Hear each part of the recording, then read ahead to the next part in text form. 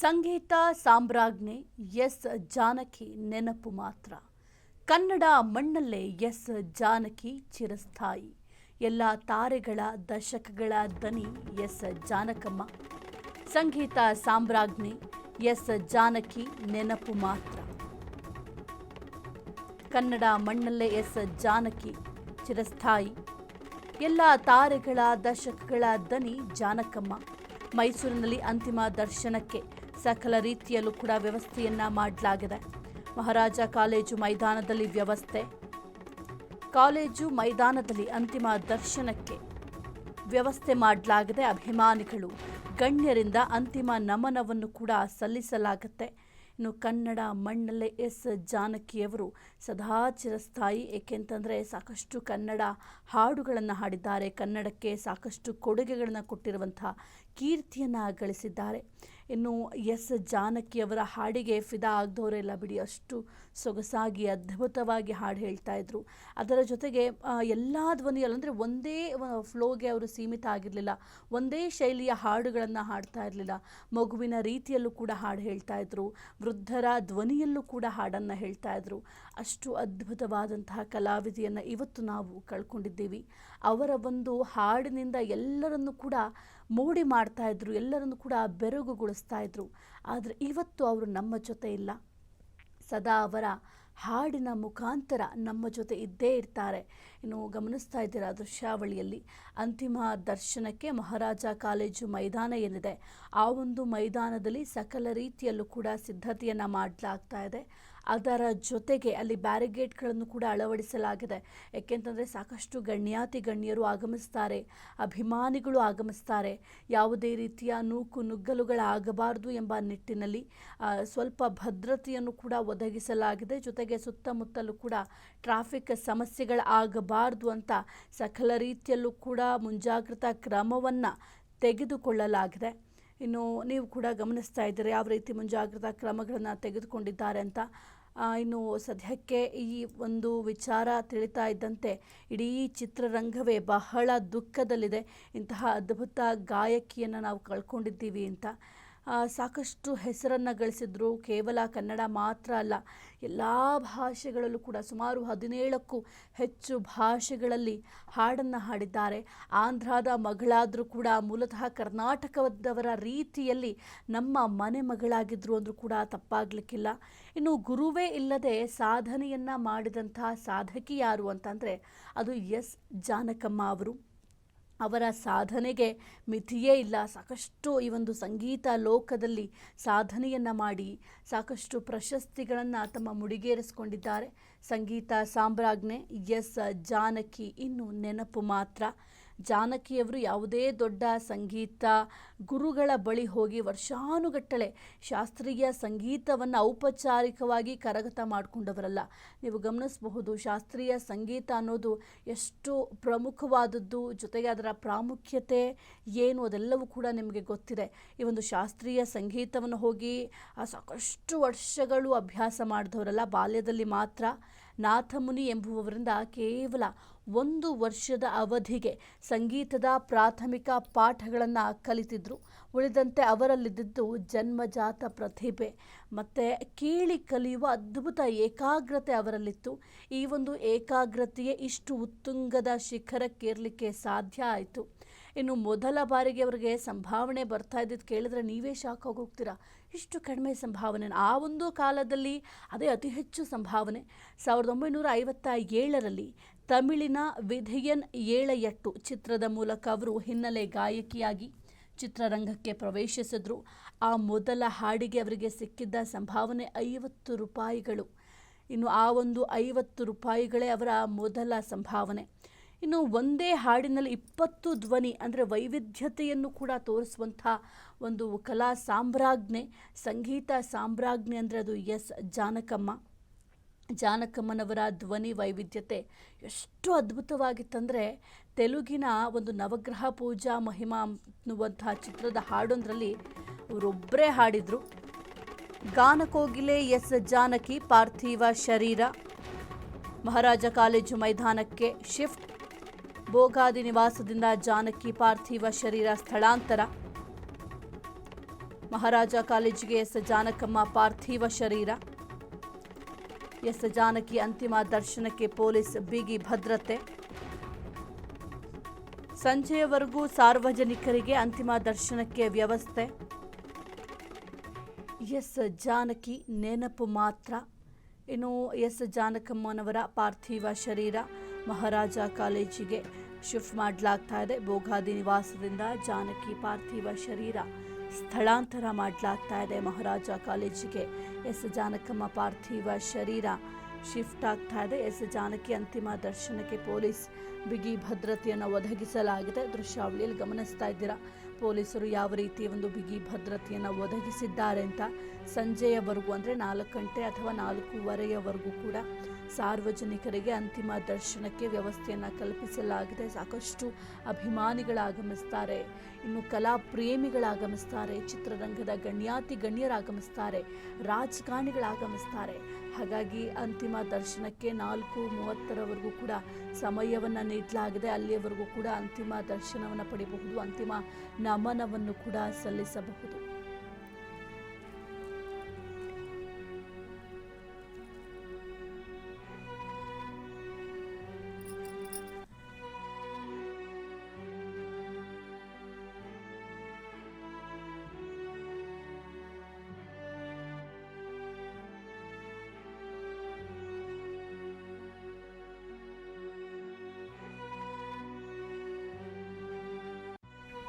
ಈ ಕುರಿತು ಹೆಚ್ಚಿನ ಮಾಹಿತಿ ನೀಡ್ತಾರೆ ನಮ್ಮ ಪ್ರತಿನಿಧಿ ರಾಘವೇಂದ್ರ. ಸದ್ಯಕ್ಕೆ ಪಾರ್ಥಿವ ಶರೀರ ಈ ಒಂದು ಮಹಾರಾಜ ಕಾಲೇಜು ಮೈದಾನಕ್ಕೆ ಶಿಫ್ಟ್ ಆಗ್ತಾ ಇದೆ. ಯಾವ ರೀತಿಯ ಭದ್ರತೆಯನ್ನು ಒದಗಿಸಲಾಗಿದೆ? ಏಕೆಂದರೆ ಸಾಕಷ್ಟು ಗಣ್ಯರು ಆಗಮಿಸ್ತಾರೆ. ಹಾಗಾಗಿ ಪೊಲೀಸ್ ಇಲಾಖೆ ಯಾವ ರೀತಿ ಸಿದ್ಧತೆ ಮಾಡಿಕೊಂಡಿದೆ ರಾಘವೇಂದ್ರ? ಸಾಹಿತ್ಯ ಈಗಾಗಲೇ ಸ್ವಲ್ಪ ಹೊತ್ತಿನಲ್ಲಿ ಒಂದು 5 ನಿಮಿಷಗಳ ಹಿಂದೆ ಅಷ್ಟೇ ಮೈಸೂರಿನ ಮಹಾರಾಜ ಗ್ರೌಂಡ್ಗೆ ಪಾರ್ಥಿವ ಶರೀರ ತಲುಪಿದೆ. ಅಲ್ಲಿ ಬಂದಂತಹ ಪಾರ್ಥಿವ ಶರೀರವನ್ನ ಅಂತಿಮ ದರ್ಶನಕ್ಕೆ ಏನು ಒಂದು ವೇದಿಕೆಯನ್ನ ಸಜ್ಜುಗೊಳಿಸಿದ್ದಾರೆ. ಆ ವೇದಿಕೆಯ ಬಳಿ ಪಾರ್ಥಿವ ಶರೀರವನ್ನ ಎಲ್ಲರಿಗೂ ಅಂತಿಮ ದರ್ಶನದಲ್ಲಿ ಎಲ್ಲರಿಗೂ ಕಾಣಿಸುವ ರೀತಿಯಲ್ಲಿ, ಅವರ ಮುಖಭಾವ ಎಲ್ಲರಿಗೂ ಕಾಣಿಸುವ ರೀತಿಯಲ್ಲಿ ಆ ಒಂದು ಪಾರ್ಥಿವ ಶರೀರವನ್ನ ಇಡಲಾಗಿದೆ. ಈಗಷ್ಟೇ ಆ ಒಂದು ಅಂತಿಮ ದರ್ಶನ ಕೂಡ ಆರಂಭ ಆಗಿದೆ. ಬಹಳಷ್ಟು ಮಂದಿ ಈಗಾಗಲೇ ಮಹಾರಾಜ ಕಾಲೇಜು ಗ್ರೌಂಡ್ ನಲ್ಲಿ ಕಾಯ್ಕೊಂಡಿದ್ದು ಅವರ ಅಂತಿಮ ದರ್ಶನ ಪಡೀಲಿಕ್ಕೆ ಅಂತೇಳಿ ಈಗಷ್ಟೇ ಬಂದಿದ್ರಿಂದ ಈಗ ಅಂತಿಮ ದರ್ಶನ ಆರಂಭ ಆಗಿದೆ. ಆ ಒಂದು ಮಹಾರಾಜ ಕಾಲೇಜಿನ ಗ್ರೌಂಡ್ ನ ಸುತ್ತಮುತ್ತ ಸುಮಾರು ಒಂದು 465ಕ್ಕೂ ಹೆಚ್ಚು ಪೊಲೀಸರನ್ನ ನಿಯೋಜನೆ ಮಾಡಿದ್ದಾರೆ. ಅಲ್ಲಿ ಸಾಕಷ್ಟು ಬಿಗಿ ಭದ್ರತೆಯನ್ನ ಮಾಡಿದ್ದಾರೆ. ಯಾವುದೇ ರೀತಿಯಾದಂತ ಗೊಂದಲ ಅಹಿತಕರ ಘಟನೆಗಳು ಅಥವಾ ಬೇರೆ ರೀತಿಯಾದಂತ ಯಾವುದೇ ರೀತಿಯಾದಂತ ಘಟನೆಗಳು ಆ ಜಾಗದಲ್ಲಿ ಆಗಬಾರದು ಅಂತೇಳಿ ಬಹಳ ವ್ಯವಸ್ಥಿತವಾಗಿ ಜಿಲ್ಲಾಡಳಿತ ರಾತ್ರಿಯಿಂದಲೇ ಎಲ್ಲ ರೀತಿಯ ಮುನ್ನೆಚ್ಚರಿಕೆಯನ್ನ ಕೈಗೊಂಡಿತ್ತು. ಅದರ ಪರವಾಗಿ ಈಗ ಬೆಳಗ್ಗೆ ಸುಮಾರು 3 ಎಸಿಪಿಗಳು ಸ್ಥಳದಲ್ಲೇ ಇದ್ದಾರೆ. 25ಕ್ಕೂ ಹೆಚ್ಚು PSIಗಳಿದ್ದಾರೆ, ಕಮಾಂಡೋ ಪಡೆ ಇದೆ, 3 KSRP ತುಕಡಿಗಳು ಕೂಡ ನಿಯೋಜನೆ ಮಾಡಲಾಗಿದೆ. ಒಟ್ಟಾರೆ ಆ ಒಂದು ಮಹಾರಾಜ ಕಾಲೇಜಿನಲ್ಲಿ ಸಾಕಷ್ಟು ಪೊಲೀಸರ ಬಿಗಿ ಭದ್ರತೆ ಇದೆ. ಎಲ್ಲ ರೀತಿಯ ಕಣ್ಗಾವಲನ್ನ ವಹಿಸಿದ್ದಾರೆ. ಯಾಕಂದ್ರೆ ಮುಖ್ಯಮಂತ್ರಿಗಳು ಸಹ ಅಂತಿಮ ದರ್ಶನಕ್ಕೆ ಆಗಮಿಸುವ ಸಾಧ್ಯತೆಗಳು ಇರುವ ಹಿನ್ನೆಲೆಯಲ್ಲಿ ಯಾವ ರೀತಿಯ ಒಂದು ಕ್ರಮವನ್ನು ತಗೊಳ್ಬೇಕು, ರಾತ್ರಿಯಿಂದಲೇ ಒಂದು ಪ್ಲಾನ್ ಅನ್ನ ರೆಡಿ ಮಾಡಿತ್ತು, ಆ ಭೂಮಿಕೆಯನ್ನು ಸಿದ್ಧ ಮಾಡಿತ್ತು. ಆ ಪ್ರಕಾರವೇ ಎಲ್ಲ ವ್ಯವಸ್ಥೆಗಳನ್ನ ಮಾಡಿದ್ದಾರೆ. ಈಗಾಗಲೇ ಅಂತಿಮ ದರ್ಶನ ಆರಂಭ ಆಗಿದೆ. ಸಾಕಷ್ಟು ಕಲಾವಿದರು, ಅಭಿಮಾನಿಗಳು, ತಂತ್ರಜ್ಞರು, ಸಂಗೀತ ಪ್ರಿಯರು ಎಲ್ಲರೂ ಕೂಡ ಬೆಳಗ್ಗೆಯಿಂದಲೇ ಮಹಾರಾಜ ಕಾಲೇಜಿನ ಗ್ರೌಂಡ್ ನ ಬಳಿ ಆಗಮಿಸ್ತಾ ಇದ್ರು. ಹಾಗಾಗಿ ಬಹಳ ನಿರೀಕ್ಷೆಯಲ್ಲಿ ಇದ್ರು ಎಲ್ಲರೂ ಅವರ ಅಂತಿಮ ದರ್ಶನ ಪಡಿಲಿಕ್ಕೆ ಅಂತೇಳಿ ಕಾತರದಿಂದ ಕಾಯ್ತಾ ಇದ್ರು. ಹಾಗಾಗಿ ಈಗ ಅಂತಿಮ ದರ್ಶನ ಆರಂಭ ಆಗಿದೆ. ಸಾಹಿತ್ಯ ರಾಘವೇಂದ್ರ, ಇನ್ನು ಬಹಳ ಮುಖ್ಯವಾಗಿ ಈಗ ಸೆಲೆಬ್ರಿಟಿಗಳು ಕೂಡ ಬರ್ತಾರೆ, ಜೊತೆಗೆ ಅಭಿಮಾನಿಗಳು ಕೂಡ ಬರೋದ್ರಿಂದ ಅಲ್ಲಿ ಯಾವ ರೀತಿಯ ವ್ಯವಸ್ಥೆ ಅಂದರೆ ಸಪ್ರೇಟ್ ಏನಾದ್ರು ಲೇನ್ ವ್ಯವಸ್ಥೆ ಆಗಿರ್ಬೋದು ಅಥವಾ ಅಹಿತಕರ ಘಟನೆಗಳು ನಡೀಬಾರ್ದು ಅಂತ ಕೆಲವೊಂದಿಷ್ಟು ಆಲ್ರೆಡಿ ಮುಂಜಾಗ್ರತಾ ಕ್ರಮಗಳನ್ನು ಕೂಡ ತೆಗೆದುಕೊಂಡಿರ್ತಾರೆ. ಸದ್ಯಕ್ಕೆ ಸಾರ್ವಜನಿಕರ ದರ್ಶನಕ್ಕೆ ಹೇಗಿದೆ ವ್ಯವಸ್ಥೆಯಲ್ಲಿ? ಸಾಹಿತ್ಯ ಸಾರ್ವಜನಿಕರಿಗೆ ಪ್ರತ್ಯೇಕ ಒಂದು ಸರತಿ ಸಾಲಿನ ವ್ಯವಸ್ಥೆಯನ್ನ ಮಾಡಿದ್ದಾರೆ. ಬಹಳ ಉದ್ದವಾದಂತ ಒಂದು ಬ್ಯಾರಿಕೇಡ್ಗಳನ್ನ ಹಾಕಿದ್ದಾರೆ. ಅಲ್ಲಿ ಆ ಒಂದು ಎಂಟ್ರಿಯನ್ನ ಮಾಡಿದ್ದಾರೆ, ವ್ಯವಸ್ಥೆ ಮಾಡಿದ್ದಾರೆ. ಅಲ್ಲಿಂದ ಅವರು ಆ ಒಂದು ಸರತಿ ಸಾಲಿನಲ್ಲೇ ಬರಬೇಕು. ಆ ಸರತಿ ಸಾಲಿನಲ್ಲೇ ಬಂದು ಆ ಒಂದು ಅಂತಿಮ ದರ್ಶನವನ್ನ ಮಾಡಿ ಅವರು ಅಲ್ಲಿ ನಿರ್ಗಮಿಸುವ ರೀತಿಯಲ್ಲಿ ವ್ಯವಸ್ಥೆ ಮಾಡಲಾಗಿದೆ. ಇನ್ನು ಗಣ್ಯರು ಅಂದ್ರೆ ಸೆಲೆಬ್ರಿಟಿಗಳು, ಜನಪ್ರತಿನಿಧಿಗಳು, ಕಲಾವಿದರು, ಇವರುಗಳಿಗೆ ಪ್ರತ್ಯೇಕವಾದಂತಹ ವ್ಯವಸ್ಥೆಯನ್ನ ಮಾಡಿದ್ದಾರೆ. ಅವರು ನೇರವಾಗಿ ಆ ಒಂದು ಅಂತಿಮ ದರ್ಶನದ ವೇದಿಕೆಯ ಬಳಿ ಬರಲಿಕ್ಕೆ ಅವರು ಯಾವುದೇ ರೀತಿಯಾದಂತಹ ಅಲ್ಲಿ ಅಡೆತಡೆ ಆಗದೇ ಇರೋ ರೀತಿಯಲ್ಲಿ ಅಲ್ಲಿ ಕೂಡ ಮುನ್ನೆಚ್ಚರಿಕೆಯನ್ನ ವಹಿಸಿದ್ದಾರೆ. ಹಾಗಾಗಿ ಗಣ್ಯರು ಬಂದ್ರೆ ಅವರಿಗೆ ಪ್ರತ್ಯೇಕವಾಗಿ ಅವರು ದರ್ಶನವನ್ನ ಪಡೆದು ಅವರು ಕೂಡ ನಿರ್ಗಮಿಸ್ಲಿಕ್ಕೆ ಪ್ರತ್ಯೇಕವಾದಂತಹ ಎಂಟ್ರಿ ಮತ್ತೆ ಪ್ರತ್ಯೇಕವಾದಂತಹ ನಿರ್ಗಮನ ಎರಡನ್ನೂ ಕೂಡ ವ್ಯವಸ್ಥೆಯನ್ನ ಮಾಡಿದ್ದಾರೆ. ಒಟ್ಟಾರೆ ಅಲ್ಲಿ ವ್ಯವಸ್ಥೆಯನ್ನ ನೋಡಿದ್ರೆ ಬಹಳ ಅಚ್ಚುಕಟ್ಟಾದಂತ ವ್ಯವಸ್ಥೆಯನ್ನ ಮಾಡಿದ್ದಾರೆ. ಯಾಕಂದ್ರೆ ರಾತ್ರಿಯಿಂದ ಬೆಳಗ್ಗೆ ತನಕ ಸಾಕಷ್ಟು ಸಮಯ ಸಿಕ್ಕಿತ್ತು ಜಿಲ್ಲಾಡಳಿತಕ್ಕೆ, ಯಾವುದೇ ರೀತಿಯಾದಂತಹ ತರಾತುರಿ ಮಾಡ್ಕೊಳ್ಳೋದಿಕ್ಕೆ ಇರಲಿಲ್ಲ, ಅವಕಾಶನೇ ಇರಲಿಲ್ಲ. ಹಾಗಾಗಿ ರಾತ್ರಿಯಿಂದ ಸರಿಯಾದಂತ ಒಂದು ವ್ಯವಸ್ಥೆಯನ್ನ ಮಾಡ್ಲಿಕ್ಕೆ ಎಲ್ಲರೂ ಪ್ಲಾನ್ ಮಾಡಿ ಜಿಲ್ಲಾಡಳಿತ ಡಿಸಿ ಮತ್ತೆ ಪೊಲೀಸ್ ಕಮಿಷನರ್ ಇಬ್ಬರು ಕೂಡ ಕೋಆರ್ಡಿನೇಷನ್ ಇಂದ ಹೇಗೆ ವ್ಯವಸ್ಥೆಯನ್ನ ಮಾಡಬೇಕು, ಯಾಕಂದ್ರೆ ಸಹಸ್ರಾರು ಜನ ಬರುವಂತ ಸಾಧ್ಯತೆಗಳು ಇದ್ದಿದ್ರಿಂದ ಅವರಿಗೆ ಯಾವುದೇ ರೀತಿಯಾದಂತ ಅಲ್ಲಿ ಅಂತಿಮ ದರ್ಶನಕ್ಕೆ ಯಾವುದೇ ರೀತಿಯಾದಂತ ತೊಂದರೆ ಆಗ್ಬಾರ್ದು ಅನ್ನುವಂತ ಹಿನ್ನೆಲೆಯಲ್ಲಿ ಸಾಕಷ್ಟು ಒಂದು ಕ್ರಮಗಳನ್ನ ತಗೊಂಡಿದ್ದಾರೆ. ಹಾಗಾಗಿ ಇಡೀ ಮಹಾರಾಜ ಪೊಲೀಸ್ ಗ್ರೌಂಡ್ ಇವಾಗ ಪೊಲೀಸರ ಒಂದು ಸುಪರ್ದಿಯಲ್ಲಿದೆ, ಅವರ ಸುಪರ್ದಿಯಲ್ಲಿದೆ. ಎಲ್ಲರೂ ಕೂಡ ಅಂತಿಮ ದರ್ಶನವನ್ನ ಮಾಡಿಕೊಂಡು ಎಲ್ಲರೂ ಕೂಡ ಒಬ್ಬೊಬ್ಬರಾಗಿ ನಿರ್ಗಮಿಸ್ತಾ ಇದ್ದಾರೆ. ಸಾಹಿತ್ಯ ರಾಘವೇಂದ್ರ, ಜೊತೆಗೆ ಈಗ ಮಹಾರಾಜ ಕಾಲೇಜು ಮೈದಾನದ ಸುತ್ತಮುತ್ತ ಹೆವಿ ಸ್ವಲ್ಪ ವೆಹಿಕಲ್ ಓಡಾಟ ಕೂಡ ಇರುತ್ತೆ. ಆದರೆ ಈ ಒಂದು ಸಂದರ್ಭದಲ್ಲಿ ಹೆಚ್ಚಿನ ಟ್ರಾಫಿಕ್ ಸಮಸ್ಯೆಗಳಾಗೋದ್ರಿಂದ ಯಾವ ರೀತಿಯ ಕ್ರಮವನ್ನು ಜರುಗಿಸಲಾಗಿದೆ? ಏನಾದರೂ ವಾಹನ ಸವಾರರಿಗೆ ಬೇರೆ ಮಾರ್ಗ ಏನಾದರೂ ಸೂಚಿಸಿದ್ದಾರಾ, ಹೇಗೆ? ಹೌದು ಸಾಹಿತ್ಯ, ಈಗ ಬೆಳಗಿನ ವೇಳೆ ಆದ್ರಿಂದ ಅಷ್ಟೊಂದು ಸಂಚಾರದ ಏನು ದಟ್ಟಣೆ ಇರಲಿಲ್ಲ. ಏನು ಪ್ರವಾಸಿಗರು ಬರುವಂತದ್ದು ಮೈಸೂರು ಅರಮನೆಯ ಸುತ್ತಮುತ್ತ ಹೆಚ್ಚಿನ ಒಂದು ದಟ್ಟಣೆ ಇರುತ್ತೆ, ಪ್ರವಾಸಿಗರ ದಟ್ಟಣೆ ಇರುತ್ತೆ. ಏನು ವಾಹನಗಳ ದಟ್ಟಣೆ ಕೂಡ ಆ ಕಡೆ ಹೆಚ್ಚಾಗಿರುತ್ತೆ. ಬಟ್ ಇದು ಮಹಾರಾಜ ಕಾಲೇಜು ಗ್ರೌಂಡ್ ಅಲ್ಲಿಂದ ಸ್ವಲ್ಪ ದೂರ ಇರೋದ್ರಿಂದ, ಸುಮಾರು ಒಂದು 2 ಕಿಲೋಮೀಟರ್ ಅಂತರದಲ್ಲಿ ಇರೋದ್ರಿಂದ ಇಲ್ಲಿ ಏನು ಎಡ ಮತ್ತೆ ಬಲ ಎರಡೂ ಕಡೆ ಇರುವಂತಹ ರಸ್ತೆಗಳೇನಿದೆ ಸದ್ಯಕ್ಕೆ ಅದನ್ನ ಮುಕ್ತಗೊಳಿಸಿದ್ದಾರೆ. ಅಂದ್ರೆ ಅಲ್ಲಿ ಕೂಡ ವಾಹನಗಳ ಓಡಾಡ್ಲಿಕ್ಕೆ ವ್ಯವಸ್ಥೆಯನ್ನ ಮಾಡಿದ್ದಾರೆ. ಬಹುಶಃ ಈ ದಟ್ಟಣೆಯನ್ನ ನೋಡ್ಕೊಂಡು, ವಾಹನಗಳ ದಟ್ಟಣೆ ಮತ್ತೆ ಬರ್ತಕ್ಕಂಥ ಏನು ಅಭಿಮಾನಿಗಳು, ಅವರ ಆ ಒಂದು ಸೆಲೆಬ್ರಿಟಿಗಳು ಆ ಒಂದು ಸಂಖ್ಯೆಯನ್ನ ನೋಡಿಕೊಂಡು ಎರಡೂ ರಸ್ತೆಯನ್ನ ಬಂದ್ ಮಾಡಿ, ಒಂದು ದೂರದಲ್ಲೇ ಬಂದ್ ಮಾಡಿ ಅವರ ವಾಹನಗಳನ್ನ ದೂರದಲ್ಲೇ ನಿಲ್ಲಿಸಿ ಬರ್ಲಿಕ್ಕೆ ವ್ಯವಸ್ಥೆ ಮಾಡಿಕೊಡುವಂತದ್ದನ್ನು ಕೂಡ ಪ್ಲಾನ್ ಮಾಡಿದ್ದಾರೆ.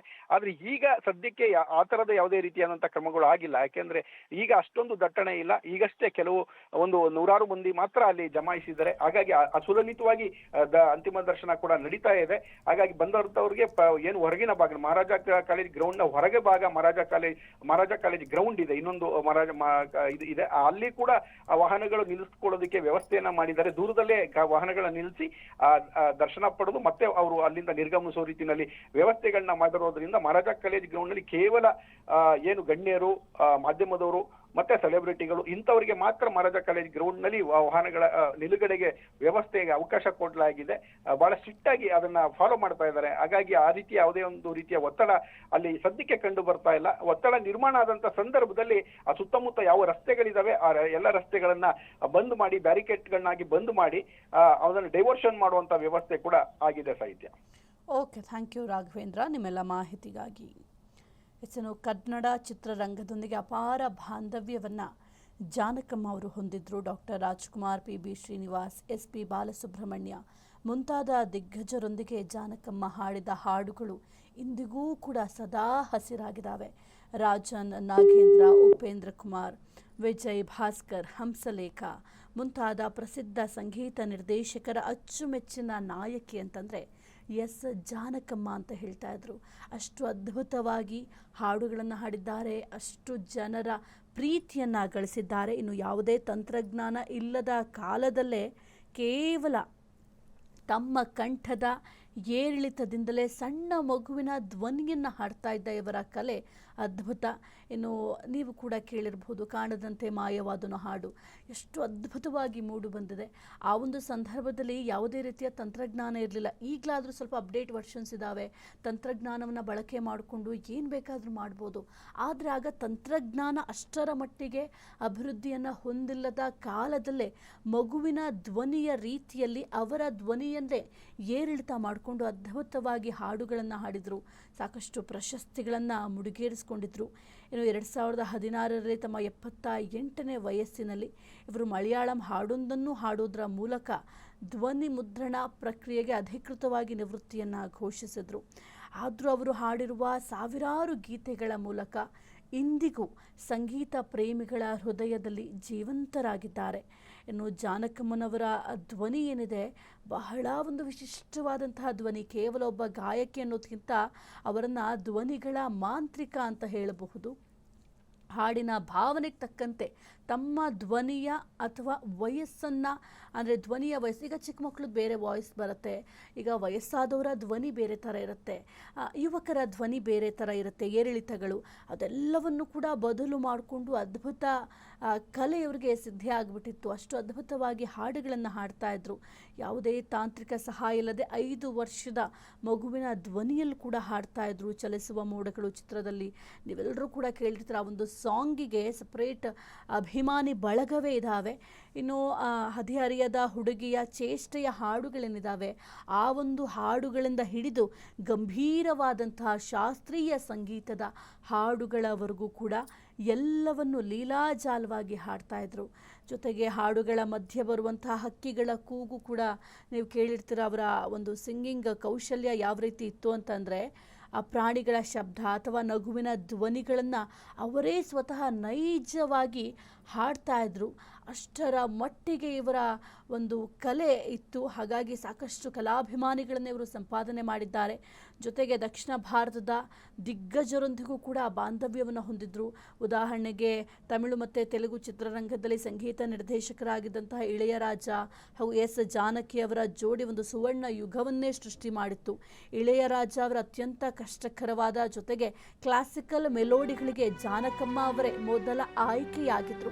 ಇವರಿಬ್ಬರ ಕಾಂಬಿನೇಷನ್ ಹಾಡುಗಳು ಇಂದಿಗೂ ಕೂಡ ದಕ್ಷಿಣ ಭಾರತದ ಸಾರ್ವಕಾಲಿಕ ಶ್ರೇಷ್ಠ ಗೀತೆಗಳ ಪಟ್ಟಿಯಲ್ಲಿದ್ದಾವೆ. ಈಗಲೂ ಕೂಡ ಎವರ್ಗ್ರೀನ್ ಸಾಂಗ್ ಅಂತ ಏನು ಹೇಳ್ತೀವಿ, ಅದರಲ್ಲಿ ಜಾನಕಮ್ಮನವರ ಸಾಂಗ್ಗಳು ಮುನ್ನೆಲೆಗೆ ಬರುತ್ತೆ.